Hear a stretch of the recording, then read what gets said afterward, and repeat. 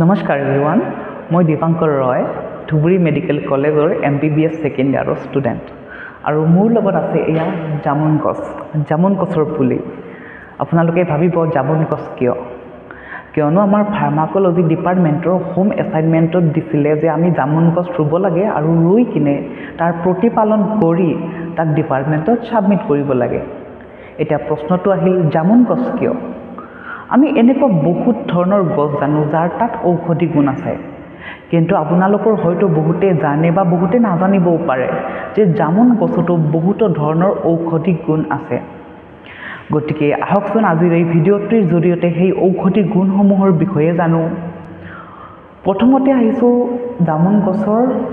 পৰিচয় অৰ্থাৎ আহকচোন জামুন গছৰ লগত আমি চিনাকি হওঁ জামুন গছৰ বৈজ্ঞানিক নাম হৈছে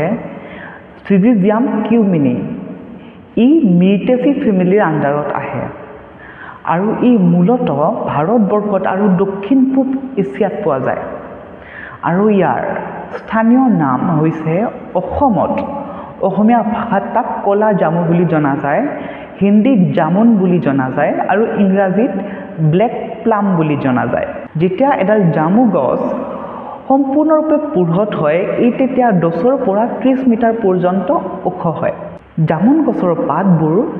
উজ্জ্বল হয় জিলিকি থকা সেউজীয়া হয় এটা শাইনি টেক্সচাৰ আছে তাৰ জামুন গছৰ পাতত আৰু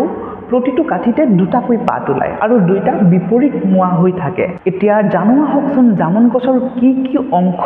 ঔষধি গুণত ব্যৱহাৰ কৰা হয় জামুন গছৰ মূলতঃ পাত তাৰ ছাল বা বাকলি তাৰ গুটি জামুন ফলৰ গুটি আৰু জামুন ফলৰ যেটো খোৱা অংশ আছে এই ফলটোৰ খোৱা অংশটো ঔষধি গুণ হিচাপে ব্যৱহাৰ কৰা হয় আহকচোন এতিয়া জানো জামু গছত কি ধৰণৰ কেমিকেল কম্পোনেন্ট অৰ্থাৎ ৰাসায়নিক যৌগ পোৱা যায় তাত প্ৰথমতে পোৱা যায় এলকালয়েডছ তাত পোৱা যায় ফ্লেভোনয়েডছ তাত পোৱা যায় টেনিনছ সাপোনিনছ গ্লাইকোসাইডছ এন্থোসায়ানিন টেনিনত মূলতঃ এষ্ট্ৰিনজেন্ট প্ৰপাৰ্টি আছে এষ্ট্ৰিনজেন্ট প্ৰপাৰ্টি হৈছে যেতিয়া আপোনাৰ মাংসপেশী লুজ হৈ থাকে বা ঢিলা হৈ থাকে তেতিয়া তাক কোষ খুৱাই অনা প্ৰপাৰ্টিটোকে এষ্ট্ৰিনজেন্ট প্ৰপাৰ্টি বোলে যেতিয়া আমাৰ মুখত হালমইনা ওলায় বা একনে ওলায় তেতিয়া আমি যেতিয়া সেইটো ফুটাই দিওঁ তেতিয়া কি হয় আমাৰ তাত গাঁঠ হৈ ৰয় কিন্তু সেই গাঁঠটো পূৰ কৰিব লাগিব ন সেই গাঁঠটো পূৰ কৰিবলৈ মাংসপেশীসমূহ কোষ খুৱাই আনিব লাগিব সেইটো প্ৰপাৰ্টি আছে জামুন গছত এইটো এষ্ট্ৰিনজেন্ট প্ৰপাৰ্টি বুলি কোৱা হয় এতিয়া হকচোন জানো জামুন গছত কি ধৰণৰ ঔষধি গুণ আছে তাৰ প্ৰথমটো ঔষধি গুণ হৈছে ই মধুমেহ ৰোগত খুব উপকাৰী মধুমেহ অৰ্থাৎ ডায়াবেটিছৰ দুটা ভাগ আছে তাৰে হৈছে এটা ডায়াবেটিছ মেলাইটাছ আৰু ডায়াবেটিছ ইনচিপিডাছ ডায়াবেটিছ মেলাইটাছৰ দুটা ভাগ আছে এটা ডায়াবেটিছ মেলাইটাছ 1 ডায়াবেটিছ মেলাইটাছ 2 এই মূলতঃ ডায়াবেটিছ মেলাইটাছ 2ৰ কাৰণে উপকাৰী দ্বিতীয়টো গুণ হৈছে এন্টিঅক্সিডেন্ট প্ৰপাৰ্টিৰ বিষয়ে আপোনালোকে শুনিব পাৰে বা আপোনালোকে ইয়াৰ বিষয়ে জানিবও পাৰে এন্টিঅক্সিডেন্ট প্ৰপাৰ্টিয়ে কি কৰে আমাৰ শৰীৰত বয়সৰ চাপ পৰাক ৰোধ কৰে অৰ্থাৎ যেটো আমাৰ তীব্ৰ গতিত বয়সৰ চাপ পৰে সেইটো হ্ৰাস কৰে অৰ্থাৎ দীৰ্ঘ সময়লৈকে আমাৰ শৰীৰত সজীৱ কৰি ৰাখে আৰু আমাৰ যেটো বয়সৰ চাপ আছে সেইটো পটককে পৰিবলৈ নিদিয়ে অৰ্থাৎ ই আমাক ইয়ং দেখাত সহায় কৰে জামুন গছৰ তৃতীয়টো গুণ হৈছে এন্টিবেক্টেৰিয়েল অৰ্থাৎ বেক্টেৰিয়া জনিত যিবিলাক ৰোগ আছে সেইবিলাক হ্ৰাস হোৱাত ই সহায় কৰে বেক্টেৰিয়া বৃদ্ধি হোৱাত বাধা প্ৰদান কৰি ই সেই ৰোগটো আমাৰ শৰীৰত বিয়পাত বাধা প্ৰদান কৰে আৰু তেনে ধৰণে আমাক সুস্থ কৰি ৰাখে ইয়াৰ চতুৰ্থটো গুণ হৈছে এন্টি ইনফ্লেমেটৰি অৰ্থাৎ ইনফ্লেমেশ্যন অৰ্থাৎ আমাৰ শৰীৰত ফুলা যেটো হিন্দীত সুজন বুলি কয় হেতুক বাধা প্ৰদান কৰে যেতিয়া আমি কৰবাত খুন্দা খাও নাই বা কিবা ইনফেকশন হয় তেতিয়া আমাৰ কি শৰীৰত ফুলি উঠে ৰঙা পৰি উঠে সেই জায়গাটুকুৰা গৰম হয় বা সেই জায়গাটুকুৰা জ্বলা পোৰা কৰে সেই ইনফ্লেমেশ্যনৰ পৰা হকা পোৱা জামুন গছে আমাক সহায় কৰে এতিয়া আহিছো জামুন গছৰ পঞ্চমটি গুণলৈ মই অলপ আগতে মেনশ্যন কৰিছো যে জামুন গছত এষ্ট্ৰিনজেন্ট প্ৰপাৰ্টি আছে অৰ্থাৎ ই মাংসপেশী কোষ খুৱাই আমাৰ উনবিলাক হিল হোৱাত সহায় কৰে এতিয়া আহিছো ষষ্ঠটি গুণলৈ সেইটো হৈছে হেপাটো প্ৰটেক্টিভ হেপাটো অৰ্থাৎ লিভাৰ অৰ্থাৎ যকৃত প্ৰটেক্টিভ হৈছে সংৰক্ষণ বা সুৰক্ষা দিয়া জামুন গছত লিভাৰক সুৰক্ষা দিব পৰা প্ৰপাৰ্টি আছে অৰ্থাৎ লিভাৰ ডেমেজ হোৱাত ই বাধা প্ৰদান কৰে আৰু লিভাৰৰ পৰা হ'ব পৰা বিভিন্ন ধৰণৰ ৰোগ ই হ্ৰাস কৰে এতিয়া আহিছো সেইসমূহ ৰোগলৈ যিসমূহ ৰোগত জামুন গছৰ পৰা নিৰ্মিত ঔষধ বা জামুন গছৰ বিভিন্ন অংশ ব্যৱহাৰ কৰিব পাৰি তাৰ প্ৰথমটো হৈছে মধুমেহ অলপ আগতে উল্লেখ কৰিছোৱেই মধুমেহ অৰ্থাৎ ডায়েবেটিছ ৰোগত জামুন গছ খুবেই উপকাৰী মূলতঃ জামুন গছৰ বীজটো খুবেই উপকাৰী মধুমেহ ৰোগত সেই বীজৰ পৰা বিভিন্ন ধৰণৰ ঔষধ প্ৰস্তুত কৰা হয় আৰু এই বীজটো শুকাই গুৰি কৰি কিনেও ব্যৱহাৰ কৰা হয় দ্বিতীয়টো আহিছো ডায়েৰিয়া বা ডিসেন্ট্ৰি ডায়েৰিয়া আৰু ডিসেন্ট্ৰিটো জামুন গছ খুবেই উপকাৰী এতিয়া আহিছো তৃতীয়টো ৰোগ হৈছে ছালৰ ৰোগ অৰ্থাৎ স্কিন ইনফেকশ্যনতো জামুন গছ খুবেই উপকাৰী যেহেতু জামুন গছত এন্টিবেক্টেৰিয়েল প্ৰপাৰ্টি আছে সেয়েহে চৰ্ম ৰোগ অৰ্থাৎ ছালৰ বিভিন্ন ৰোগত ই খুবেই উপকাৰী এতিয়া আহিছো চতুৰ্থটো ৰোগলৈ সেইটো হৈছে অৰেল আলচাৰ বা মুখৰ ভিতৰত যে আমাৰ ঘাঁ হয় যিবোৰ জ্বলা পোৰা কৰে একো আমি খাব নোৱাৰো সেইসমূহ ৰোগতো জামুন গছ খুবেই উপকাৰী মূলতঃ জামুন গছৰ পাতটি খুবেই উপকাৰী পাতৰ পৰা ৰস উলিয়াই সেই ৰসটো ব্যৱহাৰ কৰা হয় অৰেল আলচাৰত তেতিয়া ই সেই ঘাঁসমূহ শুকাত সহায় কৰে এতিয়া আহিছো পঞ্চমটি ৰোগ হৈছে লিভাৰ ৰিলেটেড বিভিন্ন ধৰণৰ ডিজিজ সেই ডিজিজসমূহতো জামুন গছ খুবেই উপকাৰী যেহেতু মই অলপ আগতে উল্লেখ কৰিছোঁ যে জামুন গছ হেপাটো প্ৰটেক্টিভ অৰ্থাৎ লিভাৰক সুৰক্ষা দিব পৰা ক্ষমতা আছে সেয়ে লিভাৰৰ ৰিলেটেড বিভিন্ন ধৰণৰ ৰোগত জামুন গছ খুবেই উপকাৰী এতিয়া আহিছোঁ ড'জেজ ফৰ্মলৈ অৰ্থাৎ কি ধৰণেনো জামুন গছক আমি ঔষধ হিচাপে ব্যৱহাৰ কৰিব পাৰোঁ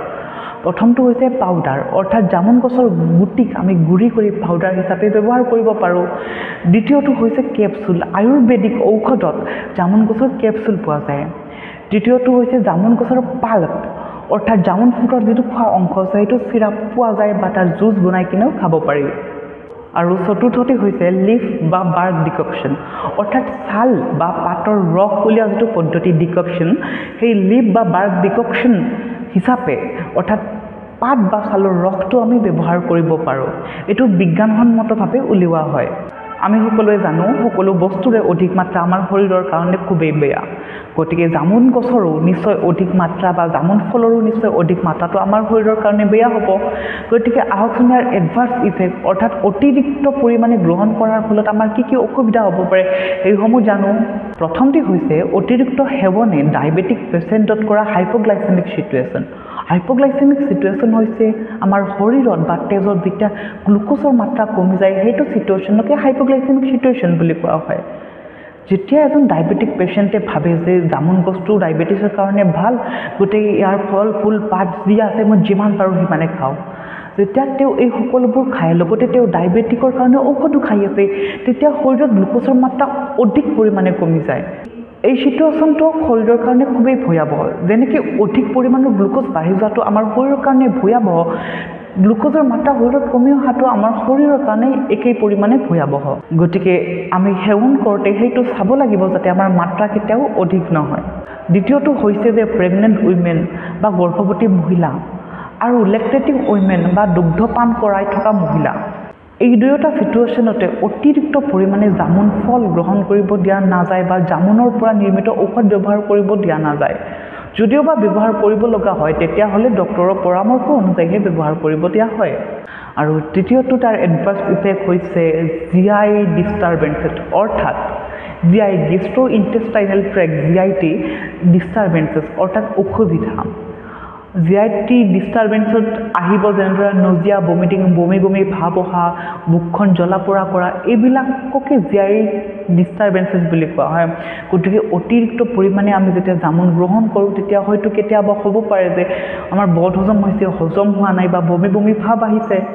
গতিকে এই তিনিটা হৈছে তাৰ মুখ্যতঃ এডভাৰ্ছ ইফেক্ট বা কণ্ট্ৰা ইণ্ডিকেশ্যনছ এতিয়া আহি ভিডিঅ'টিৰ শেষ পৰ্যায় পালোঁ আৰু এই শেষ পৰ্যায়ত মই উল্লেখ কৰিব বিচাৰিছোঁ এই তথ্যসমূহ মই ক'ৰ পৰা ল'লোঁ এই তথ্যসমূহ লোৱা হৈছে